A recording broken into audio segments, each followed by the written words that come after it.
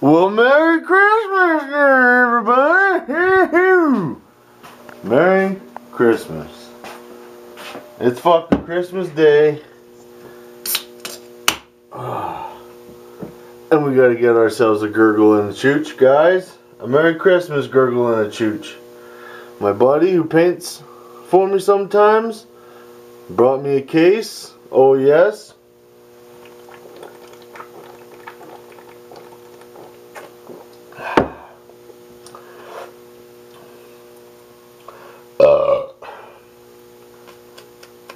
Fuck, I'm out. I'm out for my chooch.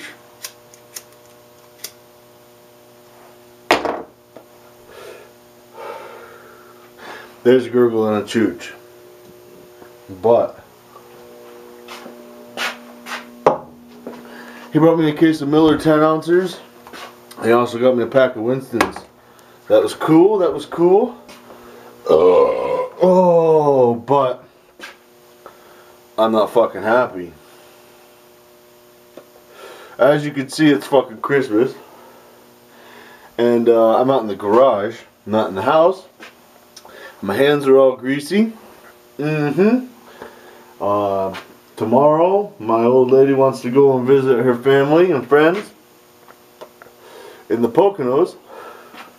And yesterday, yesterday I was driving the car to go get inspection. And I noticed on my way out there and on my way back that this front left brake is sticking off and on. Sometimes it sticks, sometimes it does, and it drags and makes the wheel shake. And last week I took off the front tires and I lubed up the calipers. I made sure everything was moving freely, and got the front wheels balanced and lubed up all the fucking brakes. And yesterday it was still doing its wobbling bullshit. And when you get out of the car, this wheel's smoke and you can just smell the fucking brakes rubbing away. Then you sit there for a couple minutes and start going again, and it fucking works. So my diagnosis has to be a brake hose or the caliper. I mean, even though the caliper fucking goes back in, doesn't mean it reaches a point and sticks out or something. Like there's a ridge in there. Who the fuck knows? So not only do I have to drive from here to the Poconos tomorrow, but I have to drive. I'm just gonna stop at the fucking Harry's You Pull It on the way out, because it's not that far out of my way. It's on the way.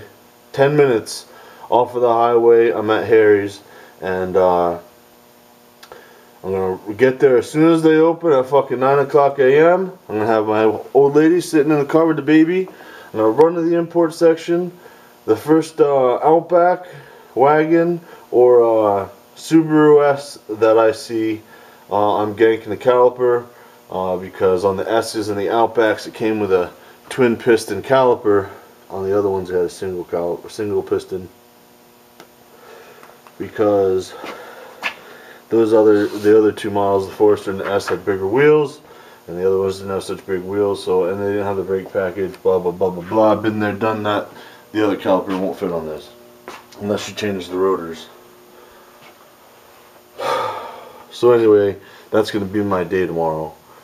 Driving all the way to Harry's with a fucking sticky caliper, driving all the way to the Poconos from Harry's with a sticky caliper, dropping the old lady off. I'm gonna go to fucking Hodgepodge garage.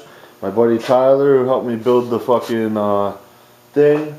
And I'm going to pop the new caliper on in his garage. Thank goodness he's going to be home and is willing to let me use his facilities. Because if not, I'd just be really fucking pissed, even worse. But yeah, so while my wife's visiting with everybody, I'm going to be working on the fucking car. Awesome. But anyway, I pulled her in the garage and I ripped the wheel off of it just to make sure I have every fucking tool I need when I go to the junkyard, because I'm not bringing all my fucking tools. I'm bringing just the tools for this job because I want to go in and out. All I should need is a 14 for the caliper bolts and the banjo brake line bolt, a big screwdriver, and a hammer to knock out the clips to hold the brake hose in, dikes, or a 10 millimeter, my mind's on Miller, 10mm to relieve the fucking brake line from the hose, and a pair of ice grips just in case. And if the wheel's still on the car, I got my 19 on a breaker bar. Hopefully that's all I need. The only extra stuff I'm bringing is a razor knife and all my wrenches.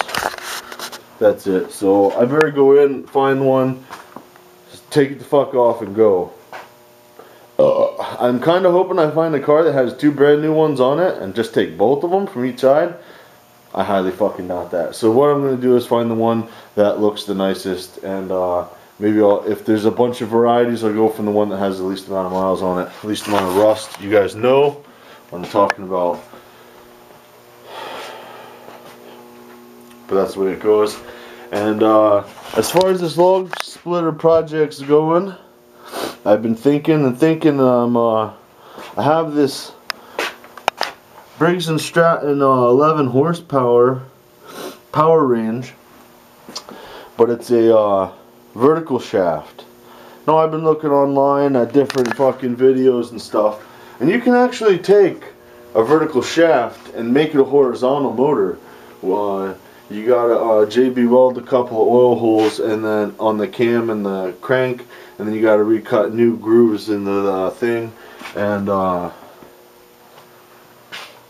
guess the drain back hole on the crankshaft bearing or some shit, you gotta plug it, or else the oil will all drain right out of the crank. And then you gotta make a little dipper or buy a dipper that bolts to the bottom of the connecting rod, and it'll dip down and sling oil.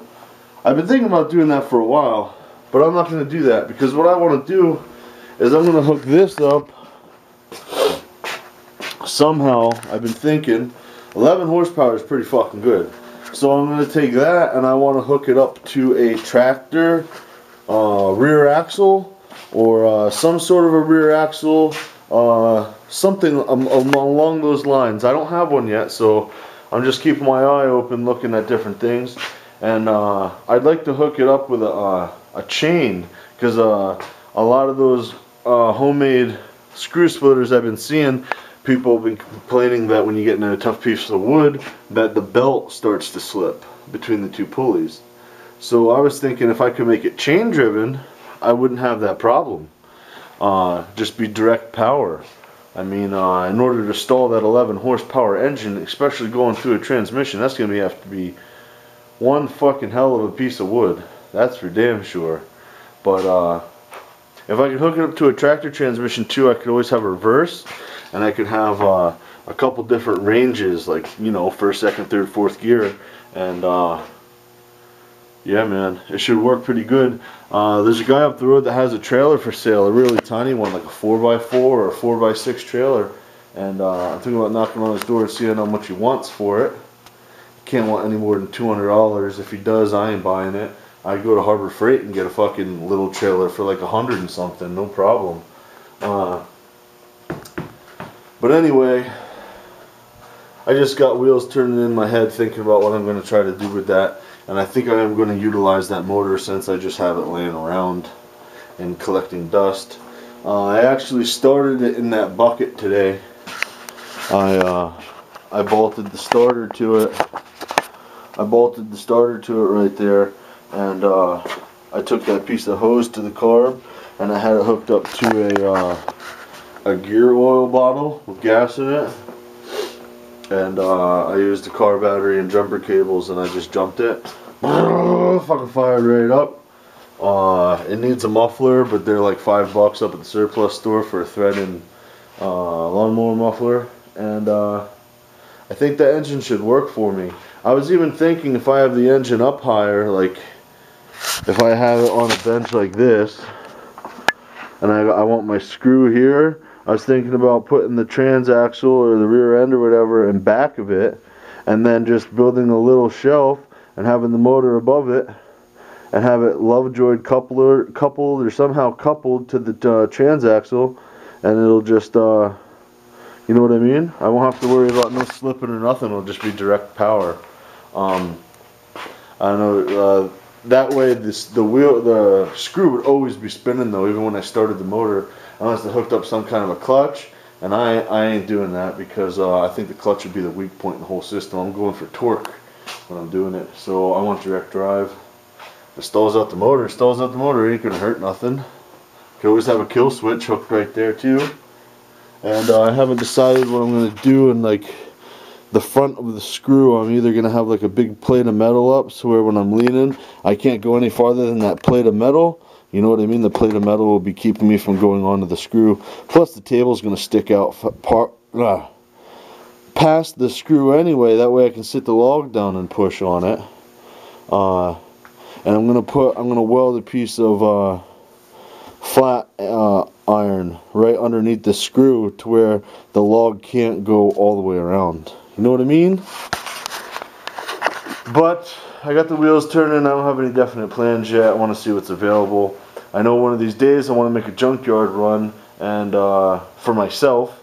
And I know Easy Pull is full of rototillers, lawnmowers, fucking you name it. So I could find a nice transaxle to slow the gear ratio down and get some good power out of it for the cheap at Easy Pull, that's for sure.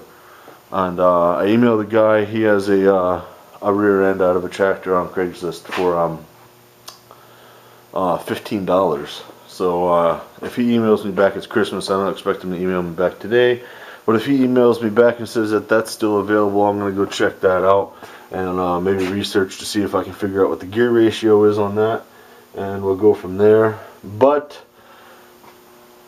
I will see you guys later. Merry Christmas. I'm not looking forward to tomorrow. Peace, guys.